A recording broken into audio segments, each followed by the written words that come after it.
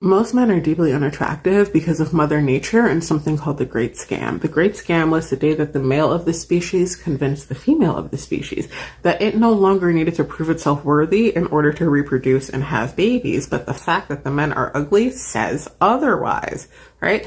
They're not supposed to exist. They're supposed to be cannon fodder to the strong, attractive men who are worthy of having babies. So while y'all are out here being like, the men don't take care of themselves, that's why they're unattractive. No, you're fucking a 10,000-year-old genetic anomaly. He's not supposed to exist, babe. Like, there's no amount of moisturizer and sunscreen that will change the fact that his great-great-great-great-great-grandma should have fucking swallowed him. Like, we are out here fucking and making babies like we're a goddamn endangered species, but the breeding stock is foul. And that's why most men are ugly, okay? They DEI'd themselves into someone's grandma's coochie, and now we are all forced to deal with the consequences of that. All right, well, I'm gonna leave this here. I'm gonna let y'all do what the comments do. But my mother always told me, if I didn't have something nice to say, don't say it at all. So I guess we ugly. I guess we ugly, guys. Hey, damn, that's terrible. Let's move on, man. I ain't even coming on that one. I feel like a lot of men walk around completely clueless as to how unattractive they really are. And I feel like this theory is proven by the amount of horrible profile pictures and dating site pictures that men just throw up on their profile pages and think that that's enough to attract somebody. Like, they just be on here talking crazy. You know, you can't be fat. I gotta be short. Gotta be thick. Gotta be this. Can't have this. Can't have this. And whole time you got a Michelin. You got a jumbo truck tire around your midsection, and you talking shit. You got so much acne on your face, sir. You look like you have not washed your face in 2 years, and really feel like men do not realize how unattractive they are. To be fair, where they live at, to the people that they are used to dealing with on a day-to-day basis, they may be attractive. They may be attractive to someone. I don't think they really realize that you're not attractive. So it's crazy when I see these same men online bashing and talking about women as if they are something to look at. Like, have you seen, like, do you genuinely think that you are attractive? Do you genuinely think that you look good? Compared to all of these people out, you think that if you lined up 10 men and put them all in front of me, that you would be the one that I would pick? You would be my top choice? You think you would even be in my top 5? That's why I am a fan of shaming men. I don't go out of my way, but if you come around here with that nonsense, I'm going to that page and I'm pulling out every flaw. I'm putting it right in your face. I really feel like we need to but I'm trying to figure out who would be. They're not going to listen to a gay man because gay. They might listen to a heterosexual man.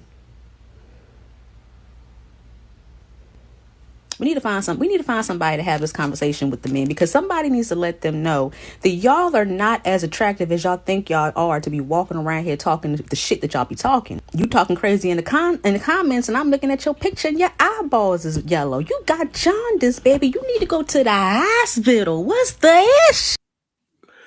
I don't know who this lady's talking about or the men she's talking about. Let me say that. But I'm starting to get all these videos after I did this child support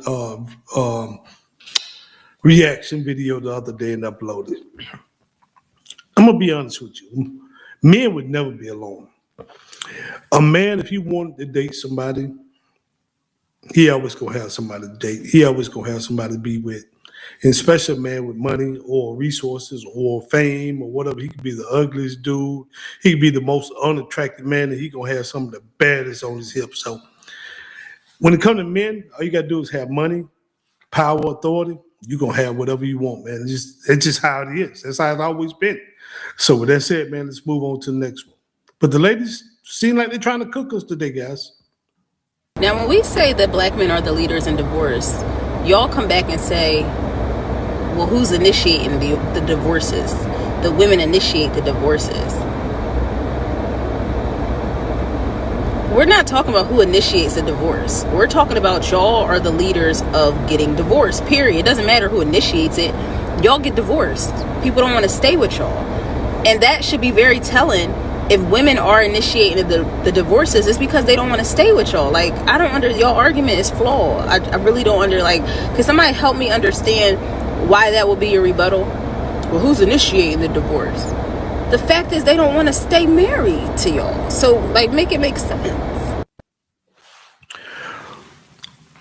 She do know if a black woman divorce a black man, they equally divorce. Ain't nobody leading the divorce. And then she do know lesbian couples divorce more than any other people or couples out here. So women, I know she say black men, so she talking about men probably, but as far as people, black women are the most divorced because everybody lead them too. But I have a great wife, so I ain't trying to leave her. She ain't trying to leave me. So this really don't count for me.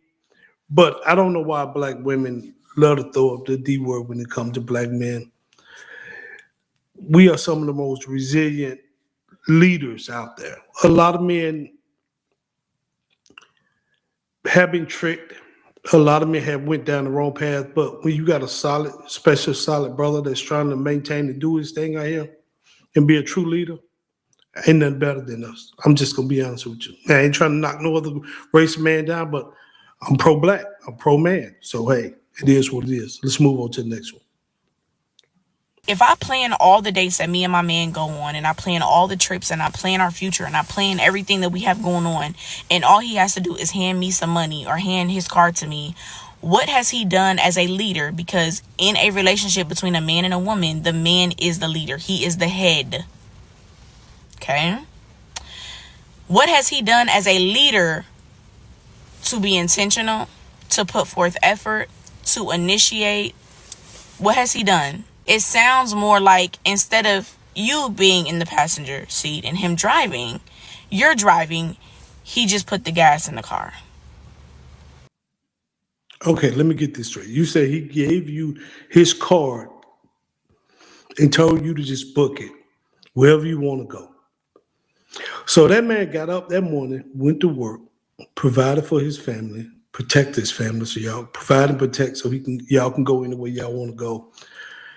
And you complain because he didn't sit down and say, "Hey, I want to be in the Marriott or Hilton or Airbnb." He told you, "Hey, wherever you want to go, that's love." He just said, "Hey, babe, wherever you want to go, I'm with it. Here's my card. I'm gonna pay for it." I don't get her argument. He shouldn't have to plan it. He paid for it. He taking you somewhere. He allow you to go wherever you want to go. I'm the same way. When my wife said, I don't get in the details with our vacation. I might say, "Hey, I wouldn't mind going there," but then she's doing all the other stuff, the hotels, the Airbnbs, the luxury homes, or whatever we doing there, and I'm just giving them a card to pay for it. So I really don't get an argument on that. Sounds spoiled and selfish. Let's get to the next one. Shannon, I know you didn't just use my card to buy your baby daddy some groceries. Yes, you know my baby daddy don't got no friends, no family. He's single. I wasn't gonna let that man go hungry. The fuck, don't be questioning me about what I spend our money on. But then you use my money to spend money on this dude. He don't even take care of his kids. Okay, the fuck, that is not his responsibility no more. You do know me and my kids live with you. Therefore, that's your job. My baby, shut the hell up, because I'm talking. Be quiet. Y'all gotta go. No, my baby daddy is no longer obligated to do that. That is your job as a man. And as a man, what the hell do you need help for taking care of me and my kids? And don't question me about what I spend money on. Hello? I'm gonna fuck this nigga and hang up on me. Whoa. Let me say this. I'm hoping this is just some type of skit or a spoof or rage baiting video to get attention and to be funny. Let me say that. First of all, you better not damn spend your money on your baby daddy. You better not spend my money on your baby daddy. Let me say that. Second of all, it's still his responsibility. Yes, I took on you, so I'm taking on your kids. But at the same time, it's still his responsibility as a man, as a father, to take care of his kids. Third of all, no way in hell she's talking to me like that. I'm just being honest with y'all. No, we not going down that. It's automatically over. Ain't no, babe, I lost my cool. I'm sorry. The minute you disrespect me to that level there, ain't no coming back from that. It's a wrap. You know what I mean? Pack your stuff. I'm sorry, you a little man, and you and your kids, y'all got to flex. It's definitely a wrap with that. Hell no. Zero tolerance for that level of disrespect. Let's move to the next one. Imagine going out to eat with your friends. You're having the time of your life. So much fun. You go to the bathroom, you come back, everything's cool or whatever. When it's time for checks, your check says, watch the company you keep. You deserve better. You don't mention it to anyone. Then as you leave, the waiter walks up to you, whispers to you, they were talking about you really bad when you were in the bathroom. Would you say something right then and there? Or would you let it go? Or would you bring it up another time? 6 of y'all. It was 6 of y'all. Well, I'm gonna say this. If my friend's talking about me behind my back, I go to the bathroom and come out the way to tell me, watch this people you keep. That's gonna be a mental note. Will I bring it up? I'm not for sure. I guess it depends on the level of relationship I have with these individuals. But I probably would feed a long handle spoon. I probably just start distancing myself from that group of people. Now I might pull one who I think can be honest with me and say, "Hey, what was said while I was in the bathroom?" And see where they bring it up. See what that individual tell me. Other than that, I start removing myself from the whole group. But that's who I am right there. I would ghost you, and next thing you know, you'll never hear from me. It'll be 2 years, and you'll be like, "Hey, I ain't heard from April in a long time." Hey, it is what it is. With that, let's see. All these women. I'm looking at the comments here. All these women make everything about them. It works, babe. That's true. That's true. They do. And it does work both ways. I've just seen men do the same thing as these women. So I would definitely agree with that, William. Let's look at this last one here, man. And this one kind of had me funny. This one kind of had me laughing when I went through this one. There is nothing that I hate more than the man who have a strict program. Because what you mean you done with me because I had an attitude today and I'm too old and I should have communicated? And you for real? Oh no, checks be caving in. You don't give no second chances for real? Leave the strict programs for us women. I can't stand no man that's strict. I need about 5, 6, 7, 8, 9, 10 chances. Tops. Like, what? What you talking about? You done with me for real? Still over there with that. I don't know, man. Most men are forgiving. Most women are forgiving. I think most people are forgiving when you love them. But you can't be too lenient. You know what I mean? You gotta keep it between, like they say when you're driving, the mayonnaise and the mustard on the road, the white and the yellow line. You gotta keep it in between there, because if you start going too far left, too far right, man, you keep going. People, that old adage of people will push the envelope. They will continue to push the envelope if you let them. So I'm a big advocate of, keeping it not strict, but just keeping it steady, holding in the road, man.